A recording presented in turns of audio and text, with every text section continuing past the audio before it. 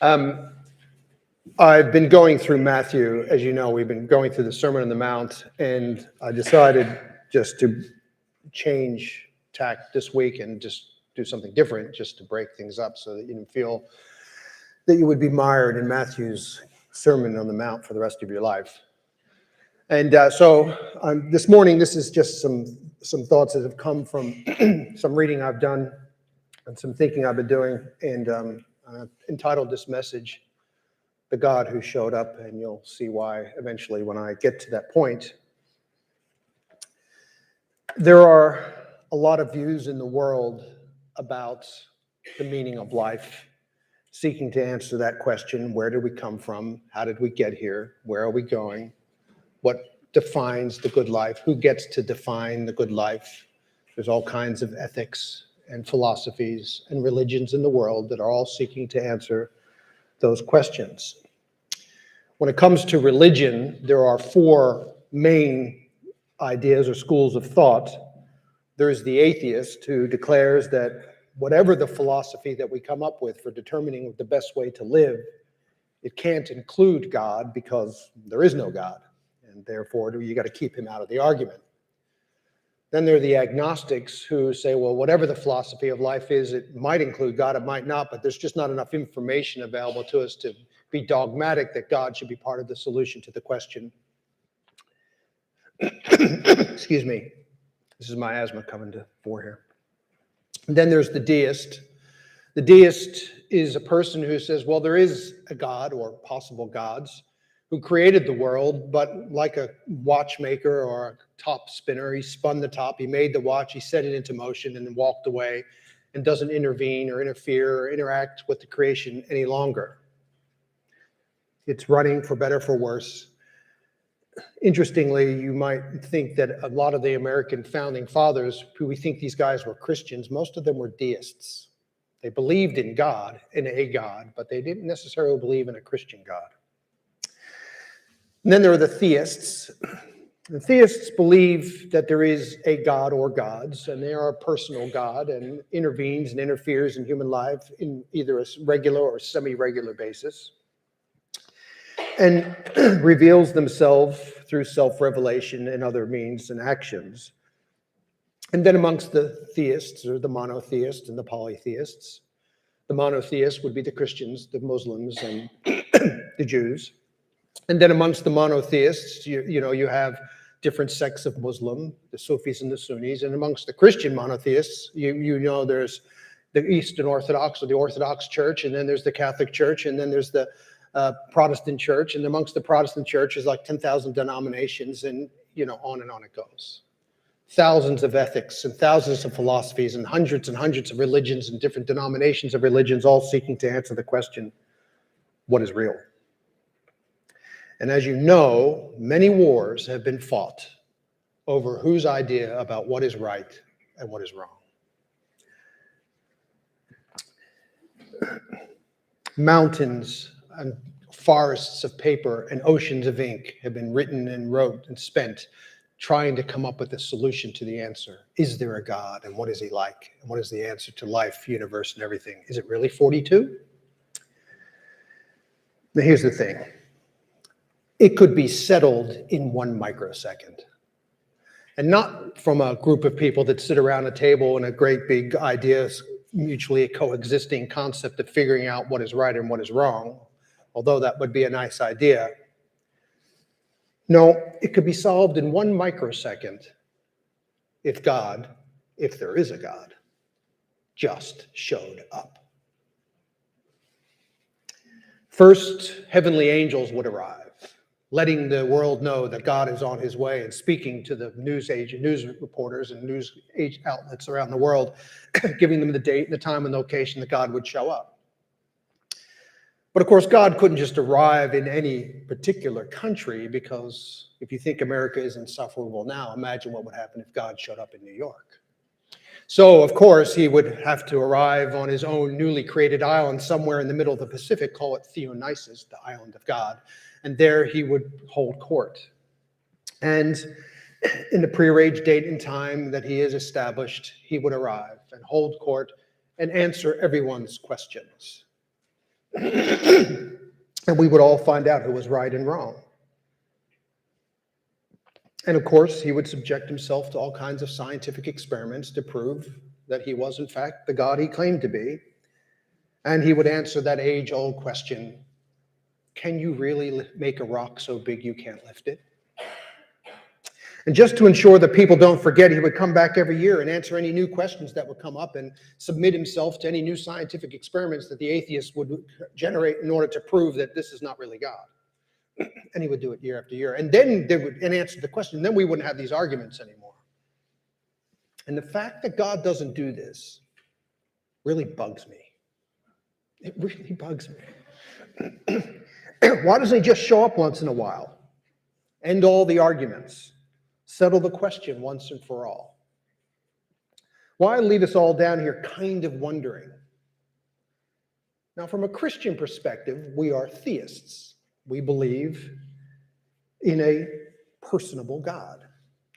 To be a Christian in Australia means that you have to buck the cultural trend and declare that you believe in a God who is personable and a being that you can't see and yet you can't hear, at least not in the ways that most people understand those words. To the disparaging atheist, we might as well believe in the flying spaghetti monster or the fairy pixie in the sky. Christians believe there is a God, a living, personable God who created all things, loves what he created, involves himself continually in the world he created, and is working to restore the world back to something it used to be, but that it isn't now. Christians declare this God loves us. The God we worship could have been a demanding kind of monster, worship me or die kind of God, or anything else for that matter, but no. We declare as Christians that he's a loving God, but he's an invisible God. So how could we possibly know he exists, yet alone is loving? In fact, when you think about it, and hopefully not too hard, or you'll get a headache, how can we know anything about God at all? Now, according to the Bible, before there was anything, what we Christians call creation, God was hidden to all but himself. God is alone, but not lonely. The doctrine of the Trinity explains that. It's a sermon for another time. Complete in himself, he doesn't need creation to complete himself, but he does create to express himself. God is the ultimate artist. He speaks and expresses himself, let there be light, and there is light. And sky, and moon, and stars, and land, and sea, and trees, and plants, and birds, and animals, and man, and woman. And the hidden God is revealed. And God walks in the cool of the garden with his creation. Now, what that exactly means is hard to really know. God is spirit. So did he take on the form of flesh, like an avatar perhaps? Or maybe better, his glorious, all-pervasive presence was seen and known and felt and experienced without hindrance by his creation. There was no question of his existence then. Humankind enveloped by the all-present God, like a fish in the sea, mankind swimming in the all-encompassing, life-giving, loving presence of God himself. But unlike a fish, mankind fully aware of the environment in which he and she swam. The book of the Revelation declares that God will be with his people, that one day we will be known as he is known, and he will know us as we know him. We will see his face, and his glory will be a light around them. Perhaps it means this. But whatever it means that God walked in the cool of the garden, sadly, that story in Genesis ends far too quickly. The God that was hidden is now being hidden from by the man and the woman who hide themselves because of sin. And the visible God who could be seen is seen no longer because he's too holy to walk in the presence of sinful men. But God is a loving God. And God is a real God, and he exists. That's what Christians say. But how do we know he is loving when we can't see him? And when he's no longer present in the cool of the garden? In fact, the garden, or at least what remains of it, does not seem to be very cool anymore.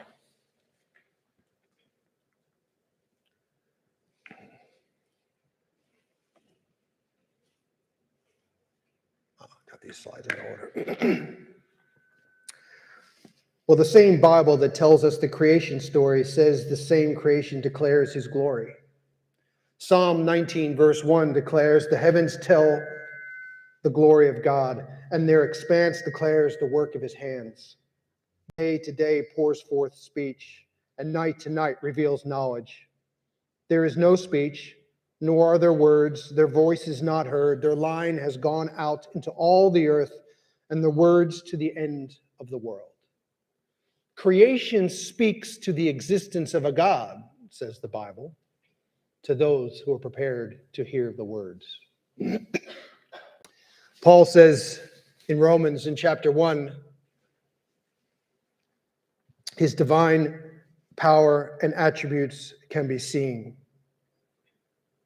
God himself may be hidden, but his divine attributes are on display for all to see, to the heart and mind to prepare to see what is there. That upper left corner is a picture that was released just recently from NASA from the James Webb Telescope. It's a photo that was taken in infrared light, taking pictures of stars that up until last month no human had ever seen. It took till 2022 and all of the recorded human history for someone to see this. What that picture tells us, amongst many other things, is the immensity and the infinity of creation, the wisdom of creation, the power of creation, and by extension, for those who are prepared to see it, the wisdom, the power, and the infinity of the one who created it. And then there are roses and birds. God could have created roses that had no odor, birds that did not sing, planets that had no rings, stars that did not shine. He could have created a black and white universe, or created the universe, us, in such a way that although the world had many colors and much odor, we had no senses to detect any of it. He could have done any of these things.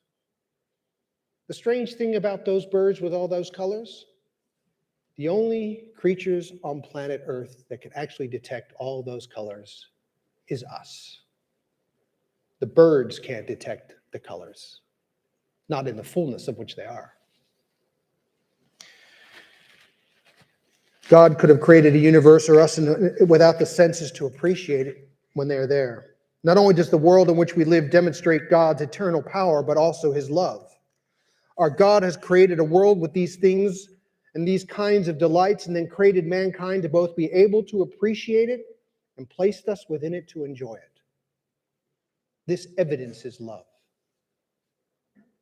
There's no evolutionary benefit for mankind to be able to smell a rose or to see the colors of a bird. Mankind in his foolishness ends up creating a God in his own image, however, says Paul in Romans 1. And creating God in his own image, or creating gods in the image of the creature. For although they knew God, something about God is on display here. They don't honor him as God or give thanks, but they became futile in their reasonings, and their senseless hearts were darkened. Claiming to be wise, they became fools and exchanged the glory of the incorruptible God for an image in the form of corruptible man, and of birds, and of four-footed animals, and crawling creatures.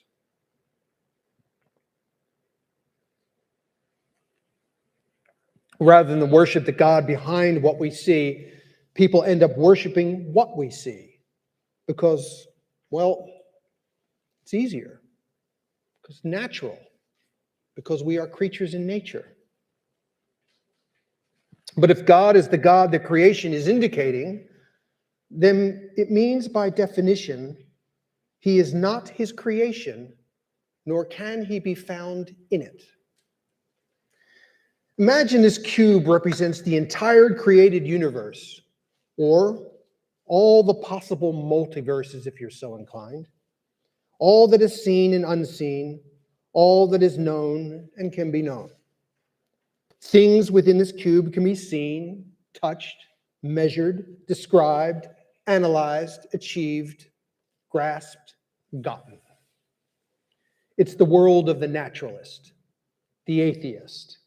It's the closed system where the only things that can be known are things within this cube because there's nothing outside the cube. It's a view of the world that says if it isn't in the cube, it isn't real. It doesn't exist. It doesn't represent reality, and hence is unknowable because there's actually nothing to know. And since there is nothing outside the cube, nothing can enter into the cube because the cube is all there is. But logically, in order for there to be a cube, to even exist, requires something outside of the cube, not part of the cube, removed from the cube, transcending the cube, causing the cube, creating the cube, God himself. God is the answer to the question, why is there something and not nothing? Why is there a cube instead of no cube? God is invisible because God is not in the cube. He's not bound by the space-time of the cube. God is immeasurable because no scientific experiment could be created within the cube to detect something outside of it. Which is why my thought experiment of Theonisis would never work, because any scientific experiment that you could develop within the cube would only measure things in the cube. And so a God on an island would only be a model of the real God outside the cube. God is indescribable because any words we use to describe God are things within the cube. The very words themselves, the ideas they contain, the letters of the words that we use to declare that something exists outside of language, outside of the cube.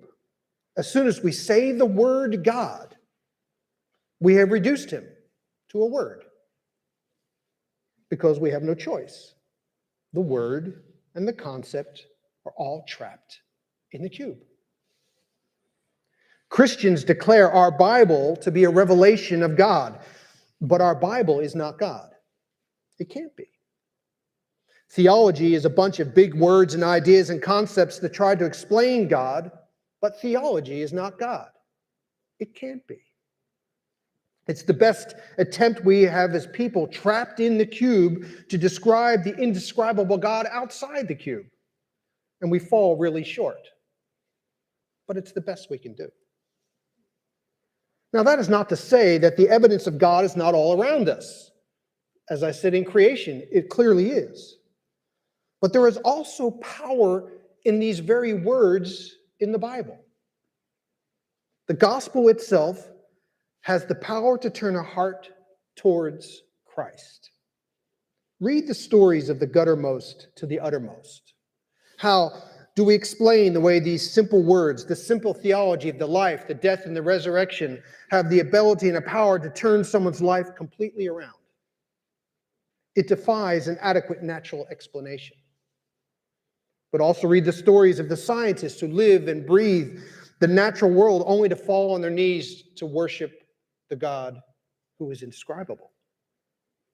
Like a tuning fork, human hearts resonate with the words of the Bible and the gospel of Jesus Christ in ways for which there is no natural explanation. And then there are the unexplainable miracles, not only in the scriptures, but in human life over the course of human history, to healings, to answers to prayer, for which no experiment and no natural explanation can give a reasonable answer.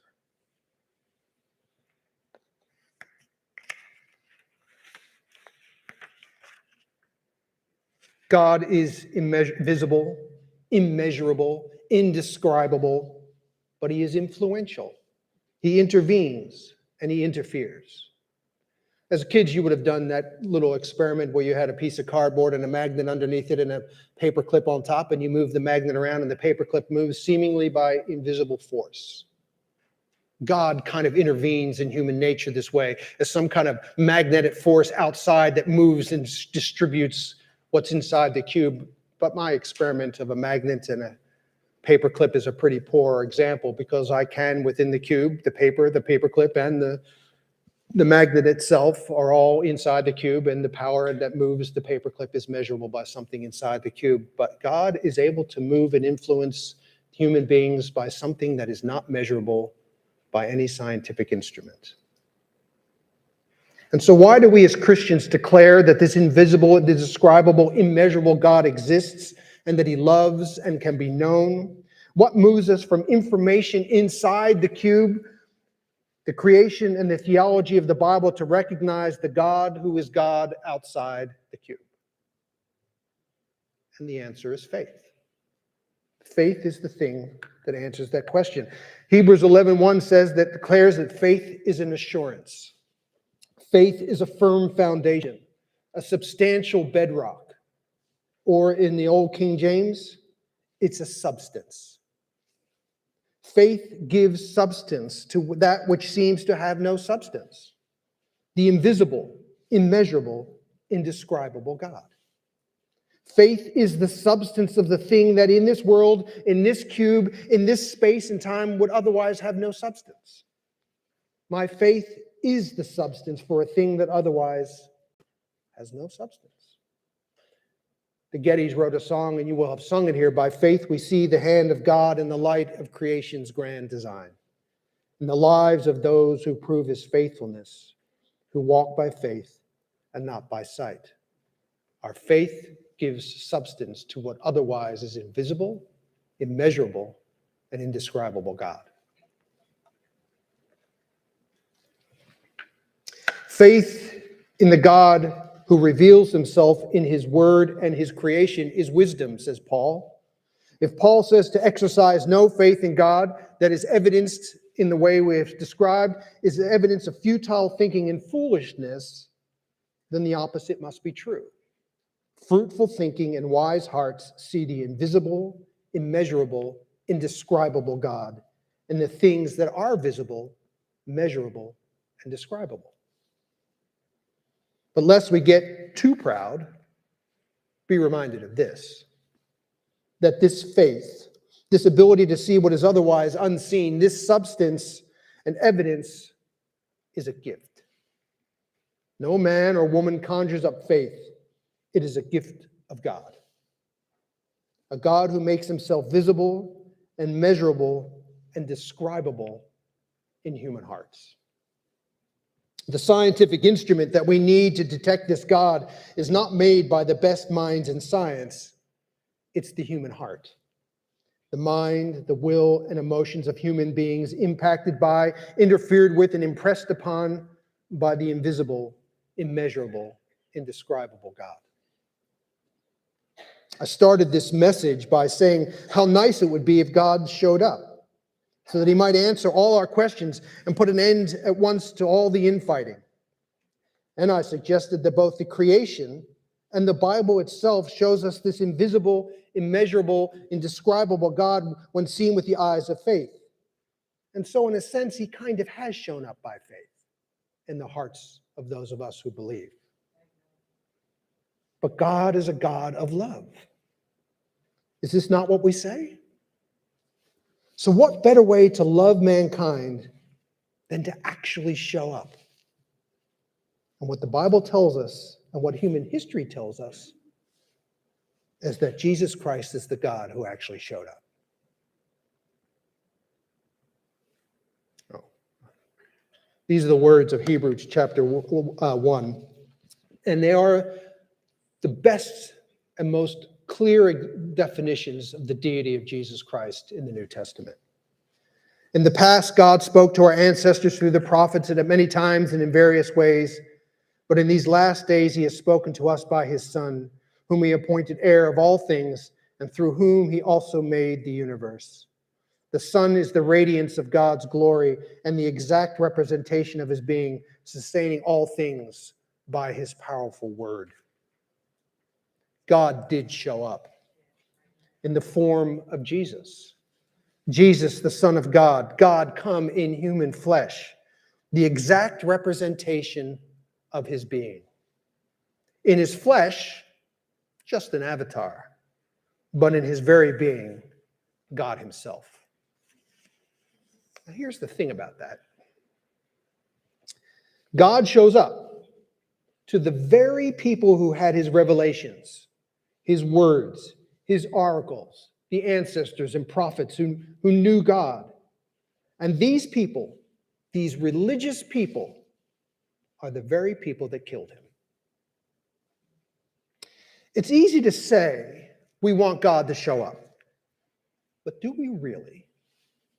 Do we really want to worship the God who appears, or just our theologies of him? Are we really ready for this God we so rashly dare to say, show up and we'll believe? One of the things the story of Jesus is telling us is that the people most likely to reject the very God we want to show up are the people who say they worship him. The people at greater risk of being fools then are not the unbelievers, but the believers themselves. We end up worshiping the creature rather than the creator. We worship our churches, our theologies, our cultures, our Bibles, and say, see us so obedient to our God until he shows up. And when does he show up? Well, I was hungry and you gave me something to eat. I was thirsty and you gave me something to drink. I was a stranger and you invited me in. Naked and you clothed me. I was sick and you visited me. I was in prison and you came to me. And then the righteous will answer, Lord, when did we see you hungry and feed you, or thirsty and give you something to drink? And when did we see you as a stranger, invite you in, or naked and clothe you? And when did we see you sick or in prison and come to you? And the king will answer and say to them, truly I say to you, to the extent that you did it for one of the least of these brothers or sisters of mine, you did it for me. God comes in the least of these, in the outcast, in the homeless, the violent, the drug addict, the alcoholic, the widow and orphan, the poor. He comes in the transgender and in the homosexual. He comes in the difficult and the stranger, in the face and color of a face that is different than the face and color that is mine.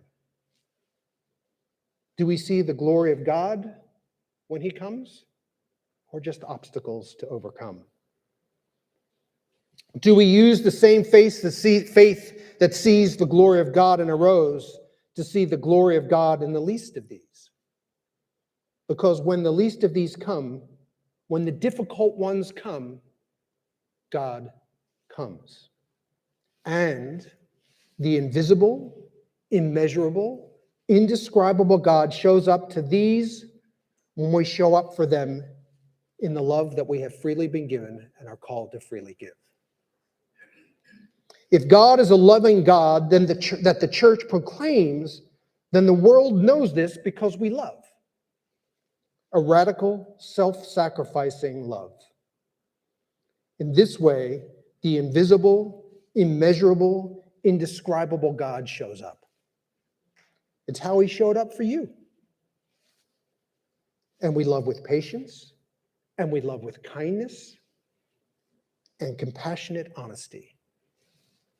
And the invisible, immeasurable, indescribable God shows up. May God give us ears to hear, minds to understand, and hearts that will obey. Let me just pray.